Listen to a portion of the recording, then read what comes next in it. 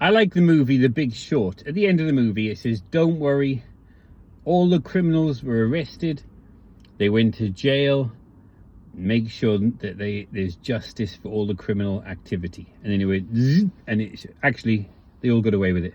One fall guy went to jail for a little while, he was treated well and he was paid well. Now, with the Epstein conspiracy fact, it's not conspiracy theory anymore, now it's a conspiracy fact. There was an elite group of paedophiles running the world. Don't worry, they've all been arrested. They've stopped doing those horrible things. They've all been put in prison and justice has been done. Zzz.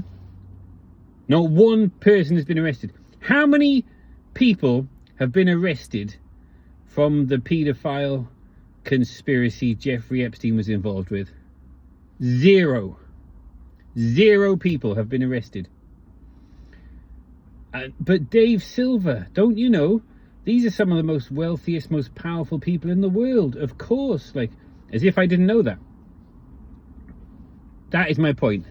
That's exactly my point. It's the most wealthiest, most powerful people in the world have been involved in this. And it's been the same all through history. You go back to Bible times, there's lots of scriptures talk about the Baal worshippers, these worshippers of satanic, demonic gods. They used to do horrible things to children, offer children to the Baal gods. They make the children pass through the fire. They made the babies. It's horrible. Don't dwell on it. That was the same back then. In Bible times, it was the same. In Jesus' time, 2,000 years ago, it's probably the same 1,000 years ago. It was the same 100 years ago. It's the same today, and it probably is going to continue. The richest, most powerful people in the world are doing this. What does it make you think? Now, a lot of people, there's a big movement now. It started off with Stacy's World Rocks, and there's others, but I think that's a brilliant Telegram group. Stacy's World Rocks is a large group of people saying, well, if that is the system, if that is the way things work, if that is it, I'm going to stop paying. I'm not going to support these things. And why would I pay my council tax? Why would I pay my TV license? They're like the first ones. Why would I pay my utility bills? Why would I pay my housing costs, whether it's mortgage or rent? Mortgage, it depends. You're going to get into a lot of trouble. They're going to come down really hard on you. Rent now is a different matter. It's a different matter if you've got a cash-strapped landlord, not, even a small-time professional landlord and he's got a couple of properties, or he or she, maybe an old widow or something like that. It's a different ballgame altogether. But if your landlord is one of the huge conglomerates, massive financial institutions, why do you want to pay to support these people when this is the world works? 0 people have been arrested from the conspiracy fact that has come out in all the Epstein documents that have been released, but of course the main things has all been redacted. 0 people have been arrested. I can understand these people on Telegram saying, I'm not going to be paying anymore. And there's a massive movement now. It's huge, but the numbers are staggering. People, first of all, it's easy. You stop paying TV license. I'm not going to support the BBC. What's his name? Jimmy Savile, Rolf Harris, and was it Gary Glitter? I could go on. There's all these paedophiles involved with the BBC that we know about. Imagine the ones we don't know about. So I don't want, I myself, I do not want anything to do with the BBC. I will not watch anything that requires a BBC TV license. So I will not pay that. And you get lots of nasty letters. You even get people calling round sometimes. And I don't answer the door to anybody. I've got no obligation to speak to anybody I don't know. Didn't your mother ever teach you don't talk to strangers? I will not open the door and speak to anybody I do not know. And you soon get hardened to it. Okay, TV license, they're going to keep sending letters, they're going to keep sending people around. I don't care. I will not speak to anybody I didn't know. My mother taught me, do not talk to strangers. I will not speak to strangers unless I want to, and I will not. And then you get hardened to it. That's with TV license. And then other things, council tax. You get lots of nasty letters. You even get people calling around. I will not speak to anybody I do not know. I will not open the door to converse with someone. I do not answer the phone to any numbers I don't know. I do not open any letters. I do not converse with anybody. That's my choice. That is my right. I will not. And then it comes to all the utility bills, things like that. I will not speak to anybody I don't know. It's a very complicated issue, and I'm not going to comment on Some people say it's already been paid for and things. But when you look at this, 0 people have been arrested. 0 people. They've all got away with it. Everybody involved, with everyone who's involved with that Epstein conspiracy fact, everyone has got away with it. If it doesn't make you angry, there's something wrong with you. What can you do about it? The silver bullet and the silver shield. You take silver out of available supply, and you do self-liquidating loans, and you use promissory notes correctly, the correct way, to make sure there's no loss, harm or injury. It's a silver bullet against the cunning men who are causing so much suffering in the world right now. And it's a silver shield to protect yourself and your family. I do feel we're very close to the end of stage 3 of the monetary cycle. We know stage 1 is promissory notes that are convertible for gold and silver. That was after the Second World War, the Bretton Woods system, right up to 1971. Then we went into stage 2, suspend convertibility of the promissory notes for what's promised on there, gold and silver. 2025, at the end, once gold and silver both got to new all-time highs, when silver went over $52.50, we went into stage 3. Stage 3, promissory notes are accounted for by gold and silver. Gold and silver do an accounting for all the promissory notes added to supply since the last revaluation. They revalue up to account for all the promissory notes added to supply. That started 2025, and I think it will run through till 2027. That's what I think. That's my estimation.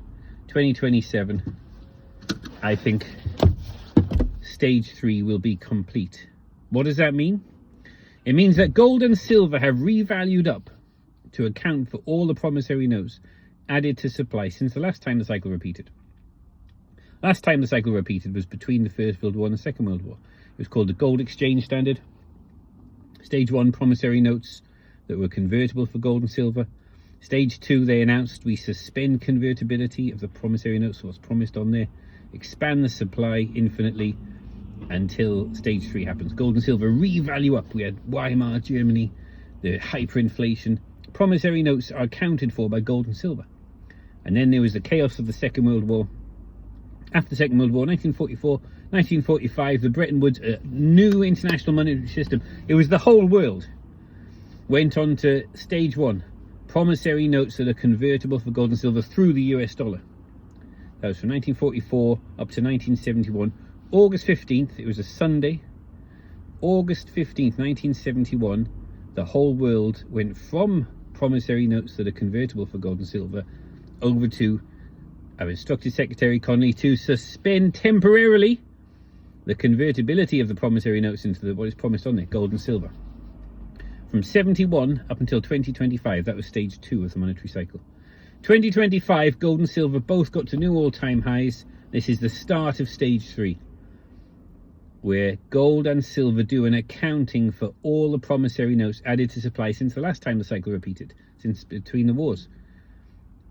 That is happening now. Gold and silver are going to revalue up to where they should be. Because in stage 1, they can't print more promissory notes. They cannot create more promissory notes than they have gold and silver. £5 promissory note is convertible for £5 of monetary precious metal. But what if they create more £5 notes? Well, how much is £5 of monetary? If they created twice the amount of £5 notes, you would need 2 £5 promissory notes to buy £5 of silver. What if they created 10 times, 100 times, 100,000 times? Gold and silver need to revalue up to account for how many promissory notes have been created. That is happening. It started. We're at the chaos stage. We're right near the end of the stage 3. 2027, it will be complete, the grand climax of this monetary cycle. This time around, it's the same cycle that keeps repeating. It's the same cycle. What will it look like? It could be the US dollar collapses first. It could be. Or it could be the euro, the British pound, or the Japanese yen, or another currency that has a crisis. Lack of confidence, loss of confidence. And it goes to 0. It could well be the US dollar first. lack of confidence, hyperinflation or just big inflation, emergency measures are brought in. There has to be another new monetary system. I don't think it will work. I think it will have loss of confidence. If they bring in the CBDC now, so your old currency, your pounds, your euros, your dollars, that you don't use that anymore, use this new currency system, it won't have confidence in it. It will be chaos. I will take it. I'll take it and spend it, but I will get rid of it as soon as I can, because it's going to go next week. It'll be worth less. Try and buy real things with it. But then they might do restrictions how much you can buy. You can't buy gold and silver with it. Well, then gold and silver's value will really go up. They're going to try all these things. They're going to try and make it illegal to buy gold and silver. Then on the black market, which will be illegal if they make it the law, you can't buy gold and silver. The black market will be called the free market. It happens every time. It's happened in the past. It happened in my grandfather's time. He remembers this. It was made illegal to buy gold and silver. And you had to hand your gold and silver to the government. And my grandfather said only the very, very foolish people did that. And there weren't many that foolish. There were not that many foolish people that handed it. Of course you say you lost it. I'm sorry I lost it. It's private and it's anonymous. How do they know? But on the black market, the purchasing power of gold and silver will be very high. You'll be able to buy a vehicle. You'll be able to buy goods and services. You'll be able to buy property. You'll be able to buy businesses. And then after the chaos, there will be some kind of new currency system that is convertible for gold and silver. This is the only way to get confidence in the new monetary system. There'll be a new CBDC system this time, and it will be convertible for gold and silver. Then people will have confidence in it. You can either pay with gold and silver physically. You weigh out, you have weighing scales, just like it's been done for thousands of years. And you weigh out the gold and silver and you buy things, or you can do a digital beep with your phone or your whatever, your card, and the gold and the silver grams or milligrams in the vault will exchange ownership from the buyer to the seller. And I think that will happen. It could be governmental, sovereign, or it could be a private company. There are companies now. There's Glint. There's a few others like that. What's Andrew Maguire's one? There's another one like that. I've forgotten the name of it now. There's a few like that you can buy things and you pay with grams or milligrams of gold and silver. And the gold and silver that are in the vault, the serial numbers on the bars, they change ownership. They don't move. They're still there. They haven't moved physically. But on the blockchain or on the online ledger, it might be Hashgraph, the online ledger, they change ownership from the buyer. If I'm the buyer and I'm buying, let's just say I'm buying some goods or services, and I own these grams of silver that are in a vault somewhere, serial numbers are in, and they're on the ledger, they belong to me, Dave Silver, and I buy this, I'm buying off Mr. Jones. Go beep. Now on the online ledger, those milligrams of gold or silver have changed from me, Dave Silver. Now they're in the account of Mr. Jones, and he gives me the goods and services I've bought. That is stage one of the monetary cycle. If it's promissory notes, digital or paper, that are convertible for gold and silver. Now Mr. Jones could go and want to withdraw. I want to withdraw this many milligrams of monetary precious metal. That is stage one of the monetary cycle. At the moment we're in stage 3.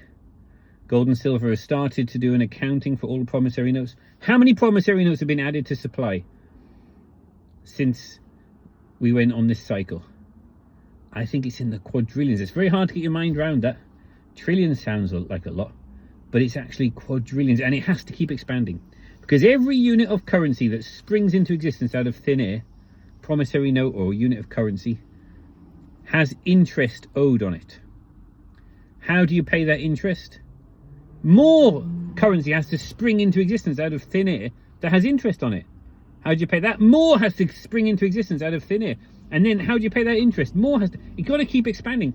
It has to keep expanding exponentially. We're now in the quadrillions. How could anyone ever argue that this is sustainable? But some people try to.